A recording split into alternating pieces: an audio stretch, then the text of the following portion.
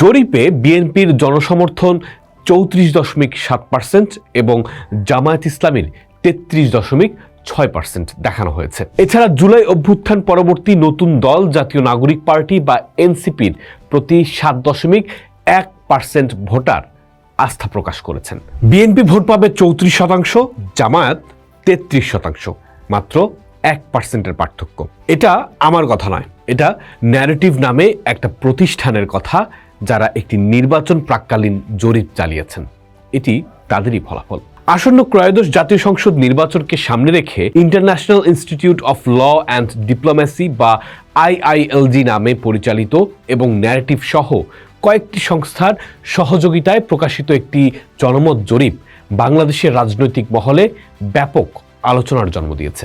জরিপটির ফলাফল অনুযায়ী দেশে এই মুহূর্তে প্রধান দুই রাজনৈতিক শক্তি বিএনপি এবং জামায়াত ইসলামীর মধ্যে ভোটের ব্যবধান মাত্র 1.1%। জরিপে বিএনপির জনসমর্থন 34.7% এবং জামায়াত ইসলামীর 33.6% দেখানো হয়েছে। এছাড়া জুলাই অভ্যুত্থান পরবর্তী নতুন দল জাতীয় নাগরিক পার্টি বা এনসিপির প্রতি 7.1% ভোটার আস্থা প্রকাশ করেছেন।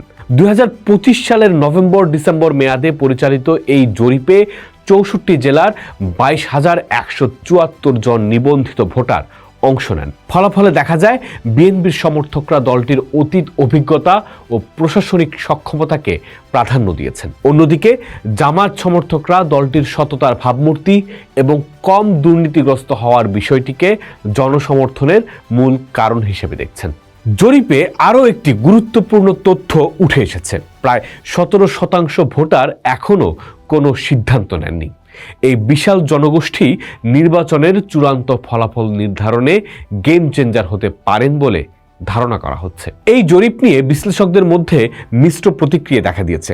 বিশ্লেষক নাজমুল আহসান জরিপ পরিচালনাকারীদের রাজনৈতিক সংশ্লিষ্টতা নিয়ে প্রশ্ন তুললেও একে একেবারে উড়িয়ে না দেওয়ার পরামর্শ দিয়েছেন। তিনি মনে করেন এটি এখন পর্যন্ত হওয়া সবচেয়ে বড় স্যাম্পল সাইজের জরিপ। তিনি এও উল্লেখ করেন ইতিপূর্বে ডাকসু নির্বাচনে এই প্রতিষ্ঠানের প্রাক্কলন সঠিকের কাছাকাছি ছিল।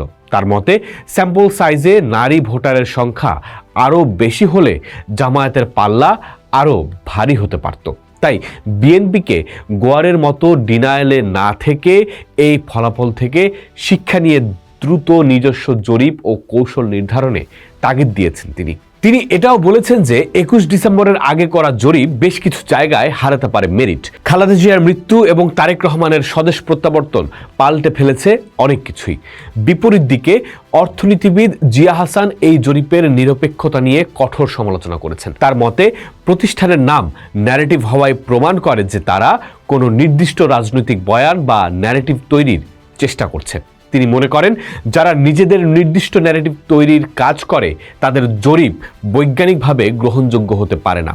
সংগঠনের ভেতরে বিভিন্ন মতাদর্শের মানুষকে রেখে একটি নিরপেক্ষতার আবরণ তৈরি করার চেষ্টা করা হয়েছে বলে তিনি অভিযোগ করেন। তবে বিতর্কের ঊর্ধ্বে গিয়ে একটি বাস্তবতা এড়িয়ে যাওয়ার সুযোগ নেই, তা হলো তরুণ ভোটারদের মনোভাব। সাম্প্রতিক সময়ে দেশের প্রধান 5টি বড় বিশ্ববিদ্যালয়ে ছাত্র সংসদ নির্বাচনে শিবির বা তাদের জোটের সাফল্য জাতীয় রাজনীতিতে একটি বড় বার্তা দিচ্ছে। তরুণ প্রজন্মের একটা বড় অংশ যে প্রথাগত রাজনীতির বাইরে বিকল্প খুঁজছে বা ভিন্ন কোনো আদর্শের দিকে ঝুঁকছে, জরিপের ফলাফল তার ইঙ্গিত দিচ্ছে কিনা তা নিয়ে রাজনৈতিক বিশ্লেষকদের মধ্যে জল্পনা বাড়ছে। বিএনপি জামায়াত কিভাবে এই জরিপকে গ্রহণ করবে এটা তাদের বিষয়, তাদের রাজনীতি আমাদের বিষয় নয়। তবুও এই নিয়ে আলোচনা, কারণ সকল আলোচনা সমালোচনার পরে ও সবকিছুর শেষে এটাও তো ভাবার বিষয় বাংলাদেশে তরুণদের ভোট বেশি এবং 5টা বিশ্ববিদ্যালয়ের ছাত্র সংসদ নির্বাচনে তরুণদের ভোটে পাশ করে এসেছে শিবির কিংবা শিবিরের জোট।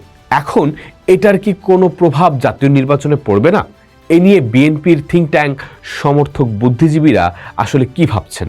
বিএনপির রাজনীতির কৌশল নির্ধারকদের উত্তর কি? পোস্ট দেখুন, ভাবুন, করুন, থাকুন পোস্টের সাথে।